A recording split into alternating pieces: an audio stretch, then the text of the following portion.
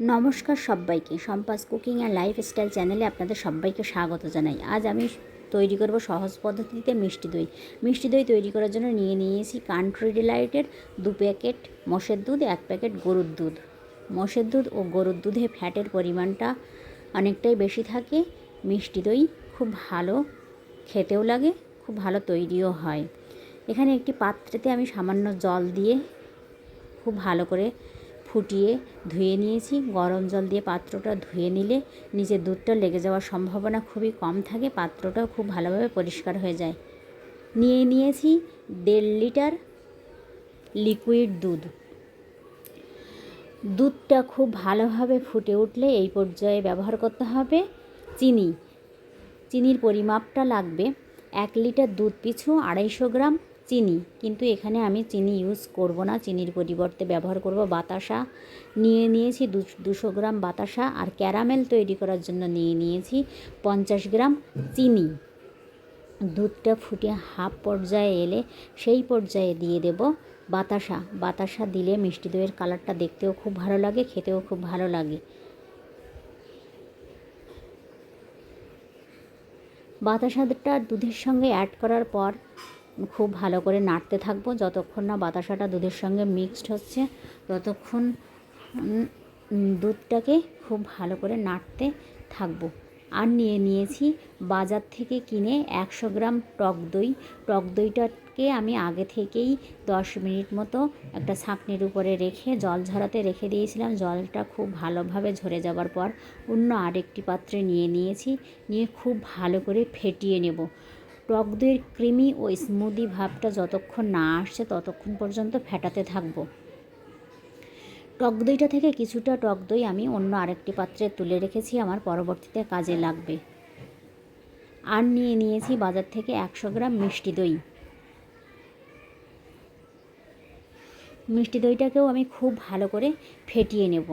মিষ্টি দইয়ের ভেতরে দলা ভাবটা যাতে না থাকে আর ক্রিমি ও স্মুদি ভাবটা যতক্ষণ না আসছে ততক্ষণ পর্যন্ত মিষ্টি দইটা খুব ভালো করে ফেটিয়ে নেব। আপনাদের যদি আমার ভিডিওটা ভালো লেগে থাকে অবশ্যই লাইক, কমেন্ট, শেয়ার করবেন। আমার চ্যানেলটি সাবস্ক্রাইব করবেন। পাশে যে বেল আইকন থাকে প্রেস করবেন। গ্যাসের ফ্লেমটা লোতে রেখে একটা ফ্রাই প্যান বসিয়ে দিয়েছি। আর যে 50 গ্রাম চিনি নিয়েছিলাম সেটা ফ্রাই প্যানে দিয়ে এরকম লালচে ভাব করে নিয়েছি। চিনিটা সবসময় নাড়তে থাকতে হবে যাতে চিনিটা নিচে না লেগে যায়।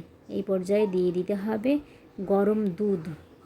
দুধটা চিনির সঙ্গে খুব ভালো করে মিশিয়ে নিতে হবে। মিশিয়ে নিলে তৈরি হয়ে যাবে ক্যারামেল। এবার আমি দুধের সঙ্গে ক্যারামেলটা খুব ভালো করে মিক্সড করে নেব। সমস্ত ক্যারামেলটা আমি দুধে দিয়ে দিয়েছি। দুধের সঙ্গে খুব ভালো করে ক্যারামেলটা মিক্সড করে নেব। আপনারা অবশ্যই বাড়িতে তৈরি করে খেয়ে দেখবেন কেমন হলো, অবশ্যই আমাকে কমেন্ট বক্সে জানাবেন। কতটা গাঢ় ভাব চলে এসছে দুধটা দেখলেই বোঝা যাচ্ছে। দুধটা ফুটে হাফেরও কম হয়ে এসেছে। এই পর্যায়ে দুধটা আমি একটু ঠান্ডা করে নেব।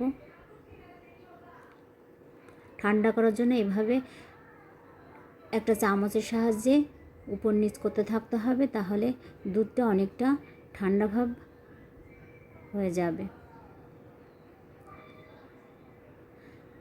আমি যে টক দইটা নিয়েছিলাম সেই টক দইয়ের সঙ্গে ব্যবহার করব 2 চামচ দুধ। টক দইটা যেহেতু ঠান্ডা থাকে আর দুধটা গরম, তাপমাত্রা ইকুয়াল করে নেওয়ার জন্য আমি কিছুটা পরিমাণ দুধ টক দইয়ের সঙ্গে খুব ভালো করে মিক্সড করে নেব।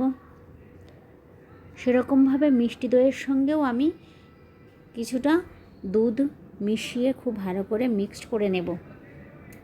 দুধটা কতটা গরম আছে সেটা বোঝার জন্য আমি হাতটা মুট করে ঠিক এখানটায় আমি দুধটা দিয়ে দেখব আমার তাপমাত্রাটা সহ্য হচ্ছে কি না।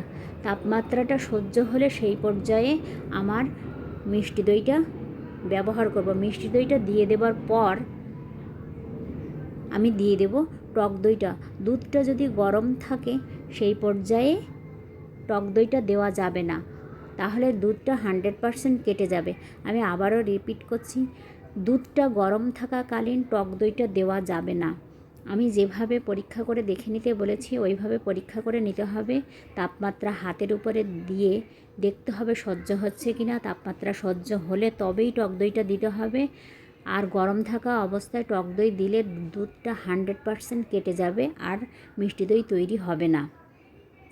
আমি বাজার থেকে একটা মাটির পাত্র কিনে নিয়েছি, মাটির হাঁড়ি কিনে নিয়েছি। এবার হাঁড়িটায় যে টক দইটা তুলে রেখেছিলাম, দইটা আমি খুব ভালো করে হাঁড়ির চারিদিকে লাগিয়ে নেব। এখানে যে টক দই লাগাতে হবে এমন কোনো ব্যাপার নেই, মিষ্টি দই লাগিয়ে নিলেও হয়ে যাবে।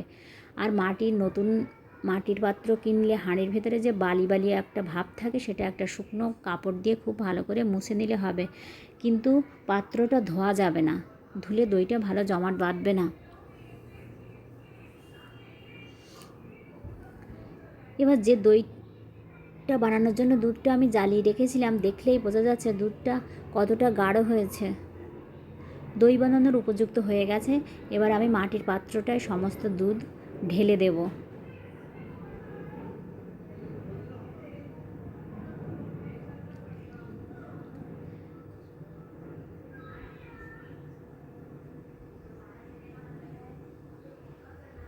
হাঁড়িটাতে সমস্ত দুধ আমি ঢেলে দিয়েছি। এবার একটু ট্যাপ করে নেব যাতে নিচে ফাঁকা না থাকে।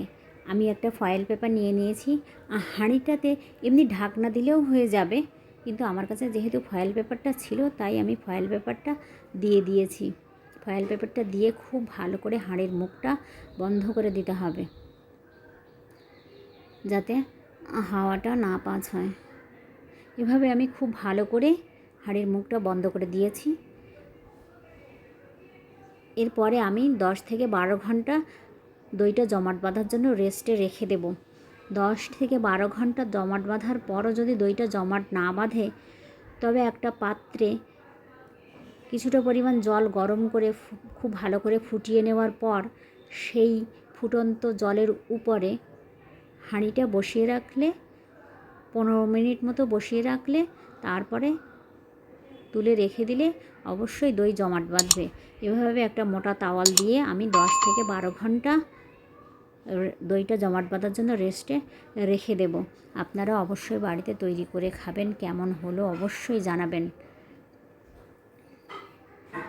ভিডিওটা ভালো লাগলে অবশ্যই লাইক, কমেন্ট, শেয়ার করবেন, চ্যানেলটি সাবস্ক্রাইব করবেন, পাশে যে বেল আইকন থাকে অবশ্যই প্রেস করবেন। 10 থেকে 12 ঘন্টা পর আমি দেখব দইটা কতটা জমাট বেঁধেছে। দইটা খুব ভালো জমাট বেঁধেছে, দেখলেই বোঝা যাচ্ছে।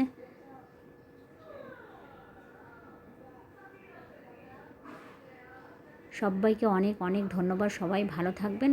10 থেকে 12 ঘন্টা পর দই জমাট বাঁধার পরে ফ্রিজে একটু রেখে দেবেন।